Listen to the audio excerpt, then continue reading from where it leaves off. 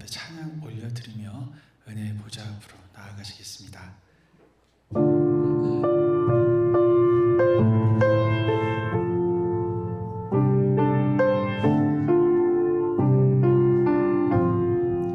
꽃이 피는 봄날에만 주의 사랑 있음인가, 열매 맺는 가을에만 주의 은혜 있음인가, 땀을 쏟는 여름에도 주의 사랑 여전하며, 추운 겨울 주릴 때도 주의 위로 변함없네. 솔로몬의 부귀보다 욥의 고난 더 귀하고, 솔로몬의 지혜보다 욥의 인내 아름답다.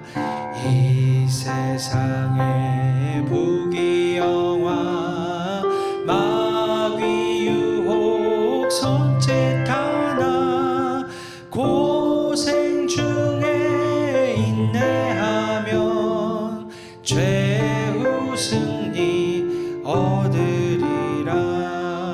세상 권력 등에 업고 믿는 자를 핍박하는 어리석은 사람들아, 회개하고 돌아오라. 우상의 힘 얼마가며 인간의 힘 얼마가나, 하나님의 심판날에 견디지를 못하리라.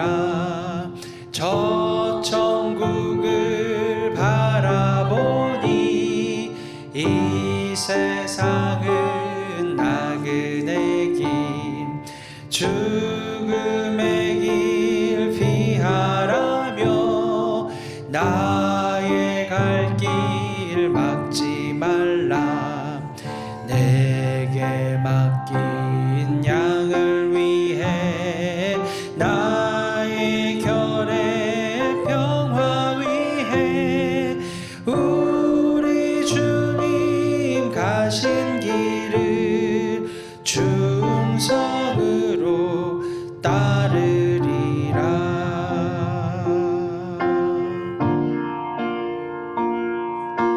나의 믿음 약할 때에 주가 붙드네. 마귀 나를 꾀일 때에 주가 붙드네. 나를 붙드네. 나를 붙드네. 사랑하는 나의 주, 나를 붙드네. 우리 구주 아니면 서지 못하네. 나의 사랑 식을 때에 주가 붙드네. 나를 붙드네. 나를 붙드네. 사랑하는 나의 주, 나를 붙드네.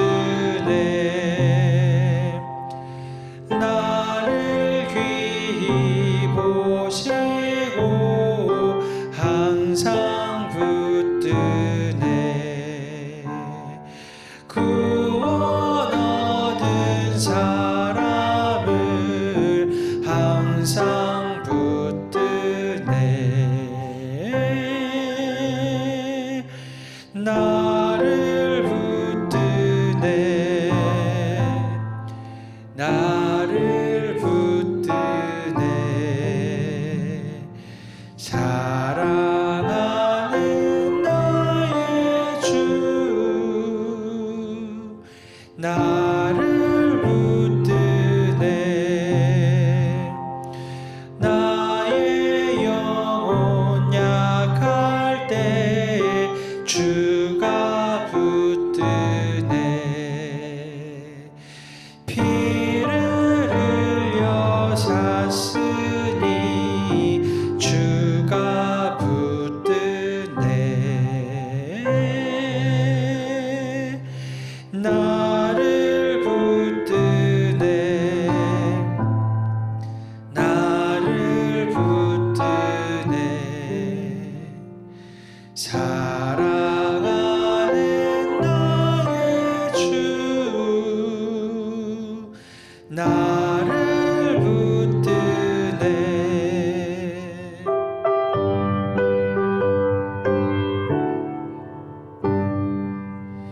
내가 늘 의지하는 예수 나의 상처 입은 심령을 불쌍하게 여기사 위로하여 주시니 미쁘신 나의 좋은 친구.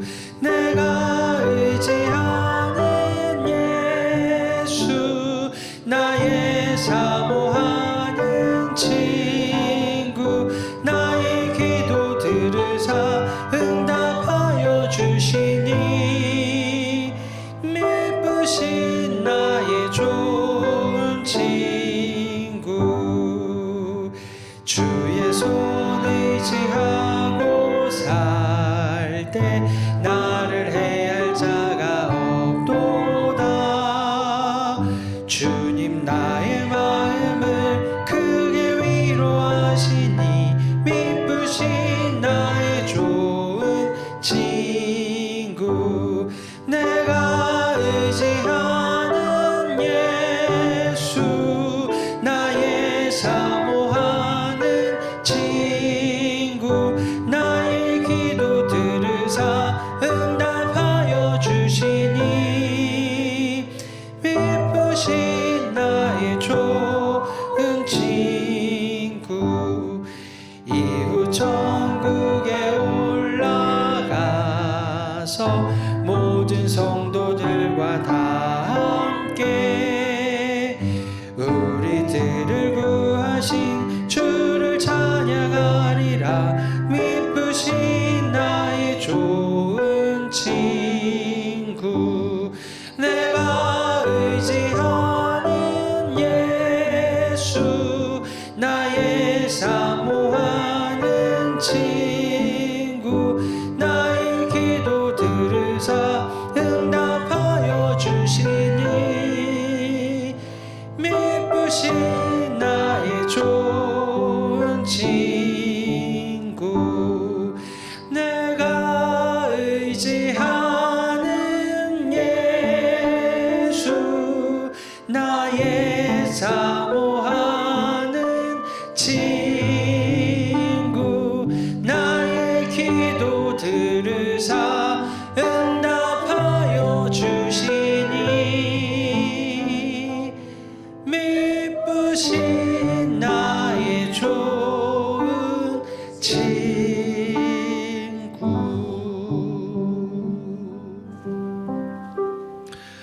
오늘 우리에게 주신 하나님의 말씀은 마가복음 6장 7절에서 13절 말씀, 그리고 누가복음 22장 35절에서 38절 말씀입니다. 먼저 마가복음 6장 7절에서 13절을 읽어드리겠습니다.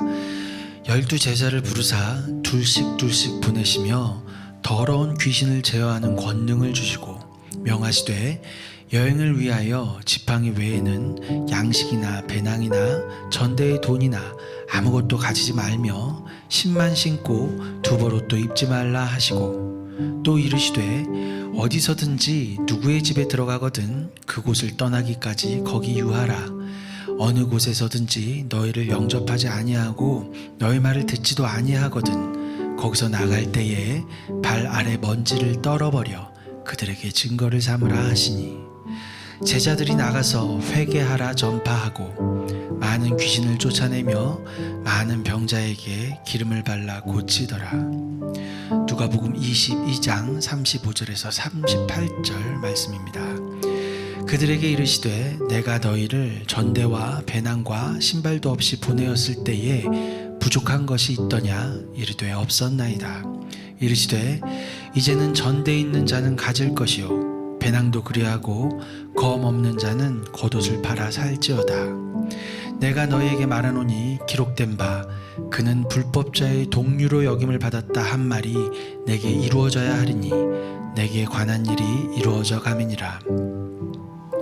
그들이 여짜오되 주여 보소서 여기 검 둘이 있나이다. 대답하시되 족하다 하시니라. 아멘.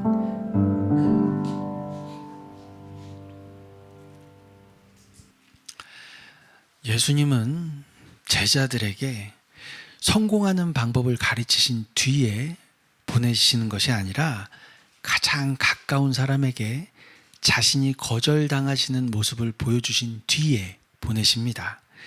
제자들은 예수님의 능력만 이어받는 것이 아니라 예수님이 당하신 거절까지 이어받는 것처럼 보입니다.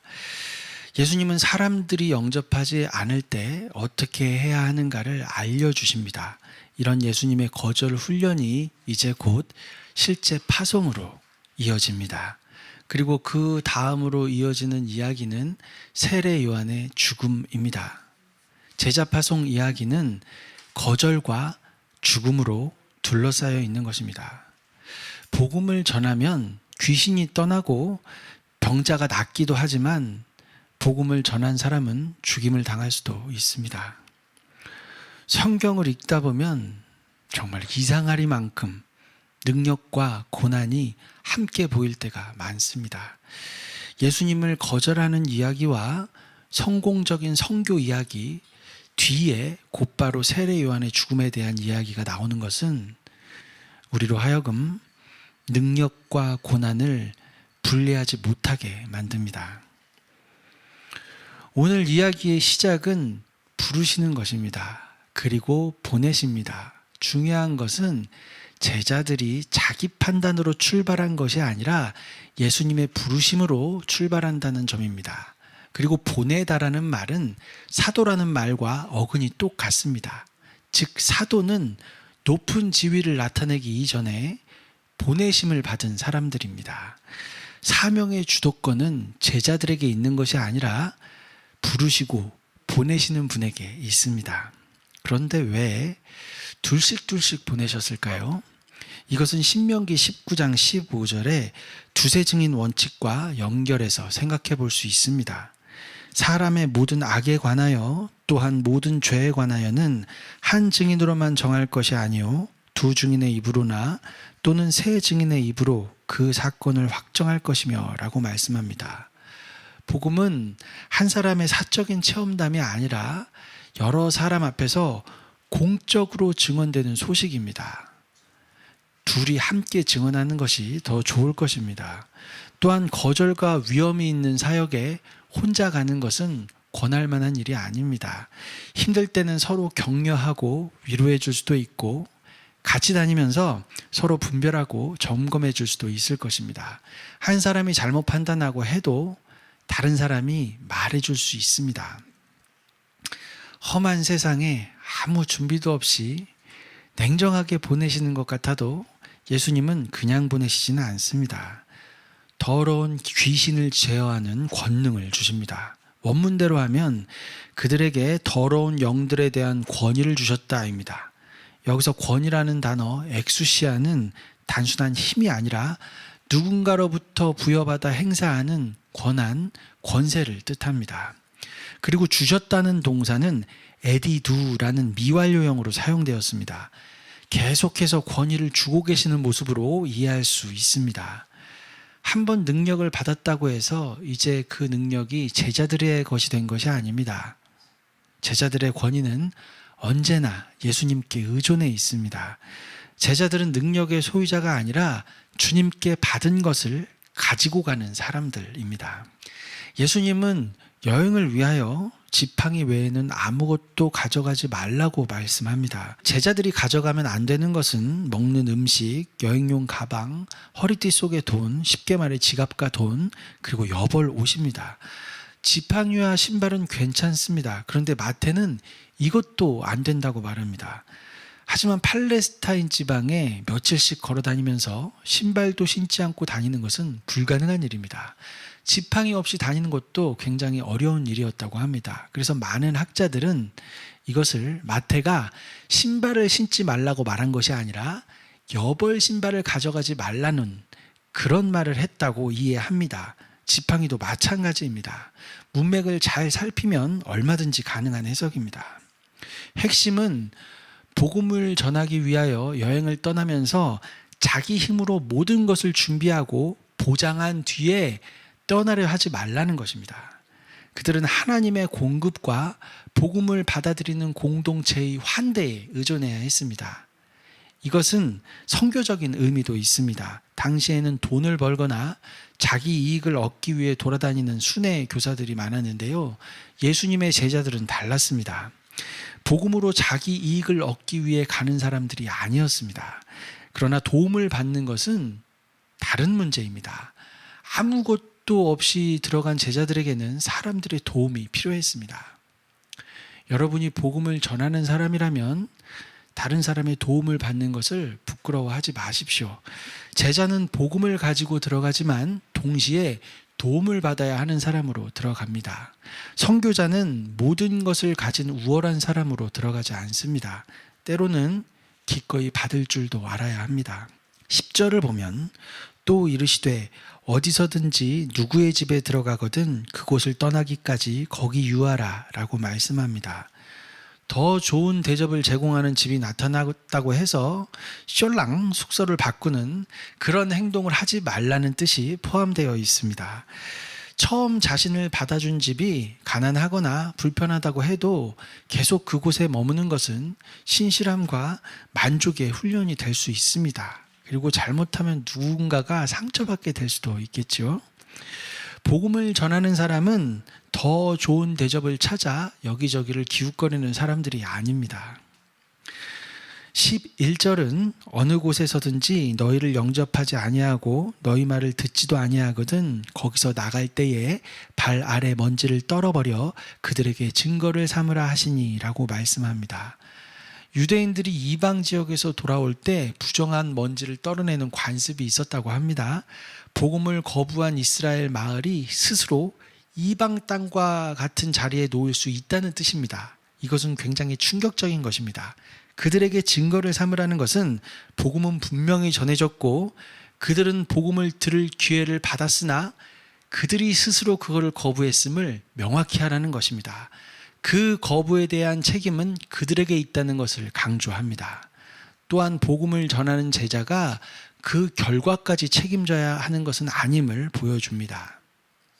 거절당했다고 그곳에 매여 끝없이 자기 존재를 증명하려고 할 필요가 없습니다.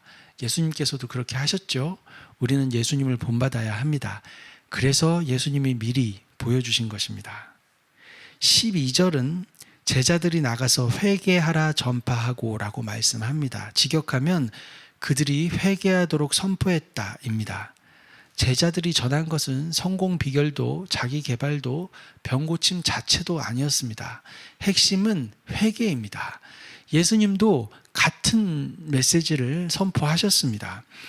마가복음 1장 15절을 보면 때가 찼고 하나님의 나라가 가까이 왔으니 회개하고 복음을 믿으라고 말씀하셨습니다.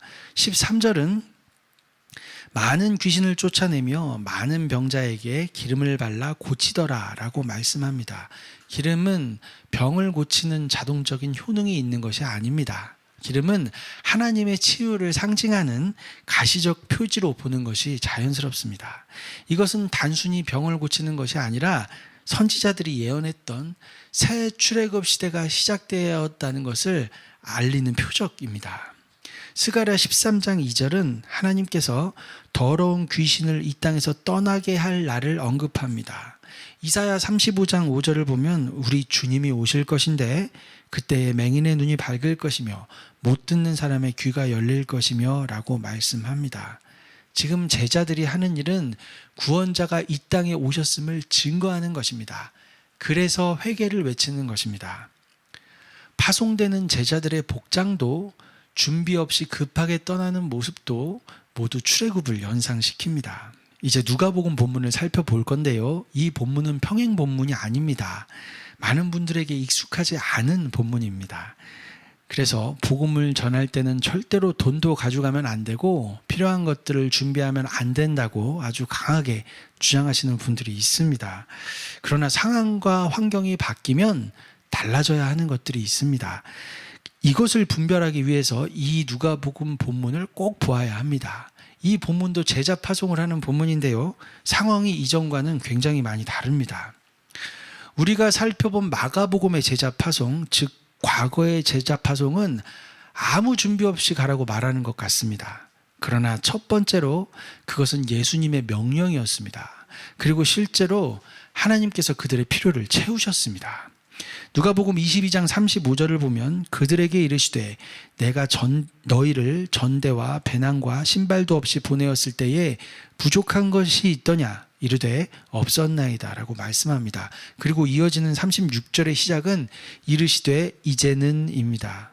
원문을 보면 그냥 이제는이 아닙니다. 알라뉴 그러나 이제는 입니다. 이것이 본문의 전환점입니다. 과거의 마가복음에서 하나님의 나라를 선포할 때를 생각해 보십시오. 예수님은 굉장히 핫한 분이셨습니다. 물론 종교 지도자들은 이미 예수님을 적대하고 있었지만 일반 백성들 사이에서 예수님의 인기는 대단했습니다. 이런 상황에서 예수님의 이름으로 가는 파송되는 제자들도 어느 정도 사람들의 환대를 기대할 수 있었을 것입니다. 그런데 지금 누가복음의 분위기는 완전히 다릅니다. 이 이야기가 나오기 직전에 예수님은 베드로가 3번 부인할 것을 미리 알려주셨습니다. 그리고 예수님은 곧 체포되실 것입니다. 예수님께서 범죄자로 낙인 찍히시고 십자가를 지십니다. 이렇게 세상에서 거절당하시면 예수님의 이름으로 가는 사람들도 예전과 같은 대접을 기대할 수 없습니다. 이제 제자들은 장기적인 박해와 불확실성에 대비해야 합니다. 이것은 믿음이 약해졌기 때문이 아닙니다. 상황에 맞는 책임 있는 준비를 하는 것입니다. 분명히 전에는 돈을 가져가지 말라고 했는데 이제는 돈을 준비하라고 합니다. 배낭도 가져가지 말라고 했는데 이제는 필요한 것이 있다면 잘 챙겨서 준비하라는 것입니다. 그리고 또 칼이 없으면 옷을 팔아서라도 칼을 준비하라고 그렇게 말합니다. 칼은 위험한 시대의 상징으로 봅니다. 이제부터는 사람들이 너희를 강도나 범죄자 취급할 것이다. 이전과는 상황이 완전히 다르다는 것이죠. 37절을 보면 내가 너희에게 말하노니 기록된 바 그는 불법자의 동류로 여김을 받았다 한 말이 내게 이루어져야 하리니 내게 관한 일이 이루어져 가매니라 라고 말씀합니다.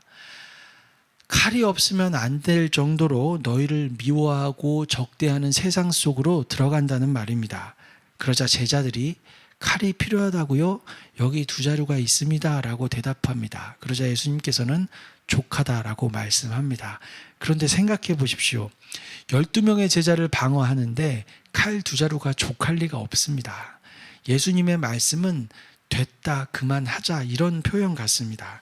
왜냐하면 이 말씀을 하시고 실제로 예수님께서 체포당하실 때 베드로가 칼을 휘둘러 말고의 귀를 잘라버립니다. 그랬더니 예수님께서 여기까지 허락하라 라고 말씀하십니다. 한글 성경은 여기까지 참으라입니다. 그리고 말고의 귀를 만져 고쳐주십니다. 한글 표현으로 이것까지 참으라고 하면 베드로가 칼을 휘두르는 것을 참으라고 말하는 것 같습니다. 그러나 원문은 여기까지 허락하라이고 문맥상 예수님을 체포하는 것을 허락하라는 말로 해석해야 합니다. 그렇게 해석한다면 십자가의 길을 막지 말고 내버려 두라는 말이 됩니다. 베드로의 폭력을 중단시키면서 동시에 자신의 체포와 십자가의 길은 막지 말라고 말씀하시는 것입니다. 칼을 준비하라고 하셨지만 자신을 지키기 위해 사용하는 것은 허락하지 않으십니다. 물론 칼에 대한 해석은 다양합니다. 이것을 실제 자기 방어를 위한 명령으로 보기도 하거든요. 그런데 이렇게 해석하기에는 어려움이 있습니다. 왜냐하면 예수님께서는 칼을 가지는 자는 다 칼로 망한다고 말씀하셨기 때문입니다. 굉장히 독특한 해석도 있는데요. 불법자처럼 여김을 받게 된다는 예언이 이루어져야 하기 때문에 칼을 가져야 한다는 겁니다. 이게 무슨 말이냐면 제자들이 칼을 가지고 다녀야 예수님과 제자들이 예언대로 나쁜 사람처럼 보일 거라는 것이죠. 이것 이외에도 다양한 해석이 가능하지만 중요한 것은 예수님께서 칼로 무엇을 해결하려고 하신 분이 아니라는 사실입니다. 베드로가 예수님을 보호하기 위해 칼을 휘둘렀지만 예수님께서는 그 보호를 거절하셨습니다. 이것을 기억한다면 우리는 이 본문의 칼이 적어도 폭력을 정당화하기 위한 것은 아니라는 것을 알 수 있습니다. 오늘 마가와 누가의 이 본문 비교는 너무나 유익합니다. 성경에 대해 전체를 보려 하지 않고 일부분만 보면서 고집스럽게 자신의 해석만을 주장하는 그런 분들이 너무나 많기 때문입니다. 그러나 성경은 일방적으로 한 가지만 요구하는 그런 경직된 책이 아닙니다. 진리가 변할 수 있다는 말이 아니고 모순이라는 말도 아닙니다. 상황에 따라 그에 맞는 변화가 있다는 말입니다. 사역의 방식은 얼마든지 달라질 수 있습니다. 마가복음 6장의 원칙은 모든 준비는 불신앙이라는 말이 아니고 누가복음 22장의 원칙도 이제부터는 하나님을 의지하지 말고 자기 힘으로 살아라는 것이 아닙니다. 둘 다 아닙니다. 준비하지 않는 용기가 큰 믿음이라는 것도 아니고 살아가는 지혜만 있으면 된다는 것도 아닙니다. 손에 아무것도 없어도 주님이 가라고 하시면 갈 수 있습니다. 또 주님이 잘 준비하라고 하시면 우리는 잘 준비해야 합니다. 하지만 우리가 전대와 배낭을 잘 챙겨서 준비하고 있다고 해서 그것이 우리를 지켜줄 것이라고 믿지는 않습니다. 또 손에 칼을 들어야 할 만큼 세상은 우리에게 적대적이지만 그렇다고 칼로 주님의 나라를 지킬 수 있을 것이라고 생각하지도 않습니다. 중요한 것은 우리 손에 무엇을 들었느냐가 아닙니다. 우리를 지켜주는 것은 우리를 보내시는 예수님의 말씀입니다. 우리는 때로 자기 부인이 필요합니다. 스스로 고통을 선택할 줄도 알아야 하고 스스로 미련한 길을 가야 할 때도 있습니다. 그러나 반대로 상황에 맞는 지혜가 필요할 때도 있습니다. 잘 준비하고 맞설 수 있는 배짱도 필요합니다. 아니 도대체 뭘 어떻게 하라는 말씀이십니까? 성격 급하신 분들은 이렇게 생각이 드실 수도 있을 것 같습니다. 원래 인생에는 모든 상황에 똑같이 적용할 수 있는 정답지가 없습니다. 하나님을 의지한다는 것은 언제나 같은 방식으로 행동한다는 것이 아닙니다. 그러니 잘 분별하려면 하나님께서 무슨 말씀을 하고 계시는지 귀를 잘 기울여야 합니다. 그래서 우리가 이렇게 말씀 앞에 나온 것입니다. 그리고 말씀이 깊어지면 순종도 깊어집니다. 마가복음에서는 말씀대로 아무것도 준비하지 않았습니다. 누가복음에서는 말씀대로 전대와 배낭을 준비했습니다. 둘 다 순종입니다. 아무리 시대가 바뀌고 세상이 험악해졌다고 해도 우리는 보내시는 주님의 말씀을 따를 것입니다. 하나님의 말씀을 더 사랑하시고 더 깊어지시는 여러분 모두가 되시기를 주님의 이름으로 축복합니다. 우리 다 같이 기도하면 좋겠습니다.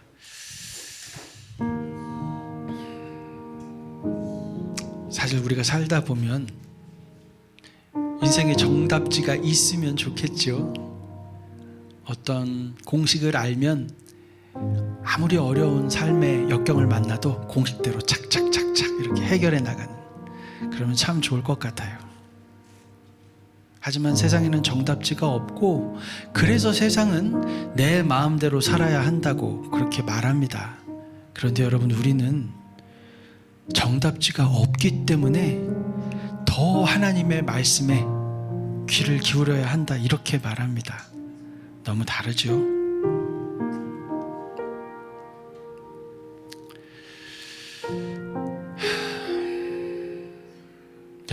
우리는 순종해야 합니다.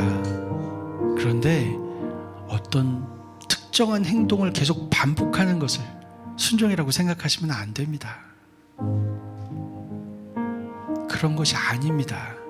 그런데 자꾸 우리가 어떤 깃발을 꽂고 이 깃발만 따르면 된다고 말하고 싶어 해요. 그게 편하거든요. 하지만 그 깃발이 예수님이면 괜찮은데 예수님이 아닐 때는 정말 위험합니다. 아무리 좋은 깃발이라고 해도 깃발은 안 됩니다. 그것이 예배이든 말씀이든 찬양이든 기도이든 여러분, 우리의 기준은 될 수 없습니다. 자꾸만 어떤 멋있는 이렇게 기치를 내걸고 표어를 내걸고 그것만 따르면 된다 하는 것은 쉬운 길을 가고 싶어서, 어쩌면 내가 하나님을 잘 모르는 것을 들키고 싶지 않아서 그런 것일 수도 있습니다. 하나님을 잘 아는 척을 해야 되는데 나는 잘 모르겠고, 그러니까 뭔가가 필요한 거예요. 우리의 마음을 위로해주고 끌어줄 보험 같은 것이 있었으면 좋겠는 겁니다. 그런데 여러분, 차라리 내가 잘 모릅니다 하는 것이 더 좋습니다. 저 같은 목사가 되었다고 해도요, 차라리 모른다고 말하는 것이 더 낫습니다.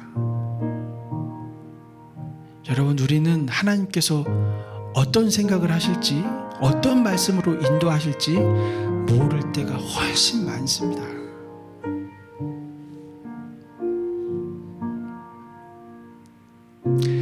그래서 우리가 매주 하나님 앞으로 나오고 아침마다 저녁마다 하나님 앞에 엎드리게 되는 겁니다.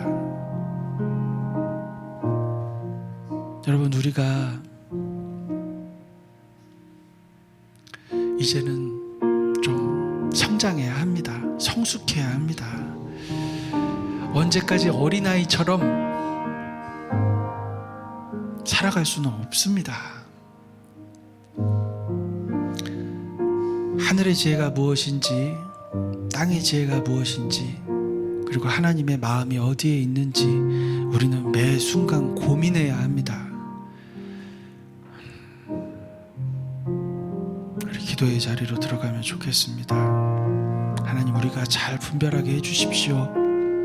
하나님의 뜻이 아닌데, 하나님이 아닌데 자꾸만 하나님이라고 말하지 않도록, 아무리 멋있어 보여도, 아무리 그럴듯해 보여도 우리가 모르는 것을 아는 척하지 않도록 그런 우리 모두가 되면 좋겠습니다. 기도하겠습니다. 하나님, 우리 아버지, 그래도 우리가 사랑스러우시지요? 우리가 분별하지 못하고 바보 같아도 그래도 주님은 우리를 사랑하고 계시지요?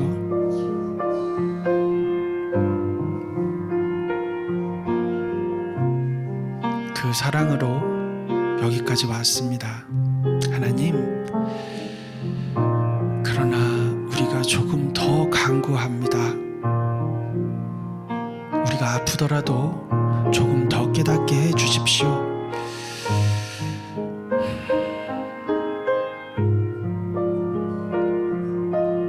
교회가 어떤 곳인지를 너무나 몰라서 우리가 본이 되어야 하는데, 오히려 세상이 우리를 걱정하니까 아버지, 마음이 너무나 아픕니다. 주님,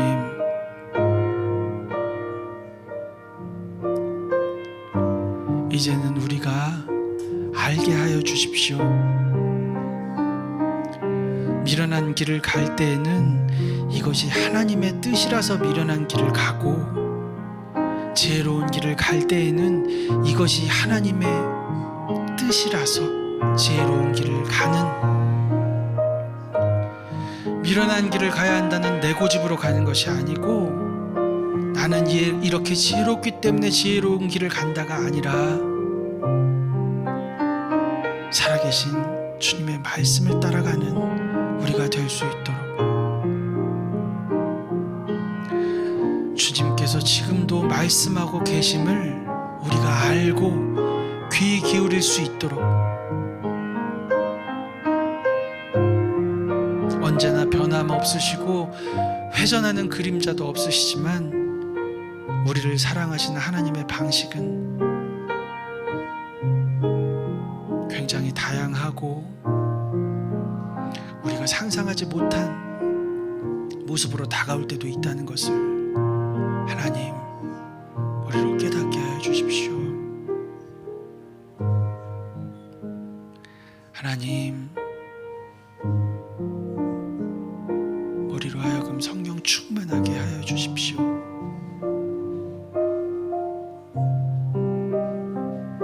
비둘기같이 순결하고 뱀처럼 지혜롭다는 것이 도대체 어떤 것인지 우리가 알 수 있도록 성령 충만함으로 우리를 인도하여 주시옵소서. 구주 예수 그리스도의 은혜와 하나님 우리 아버지 지극하신 사랑하심과 성령님의 감화 감동 인도하심이 이제 우리가 예수님의 말씀을 따라가는 정답지를 찾는 것이 아니라 말씀하시는 주님의 음성에 귀 기울이기로 다짐하는 사랑하는 하나님의 딸들, 아들들 머리머리 위에 한 심령 한 심령 위에 이제로부터 영원토록 함께 있을지어다. 아멘.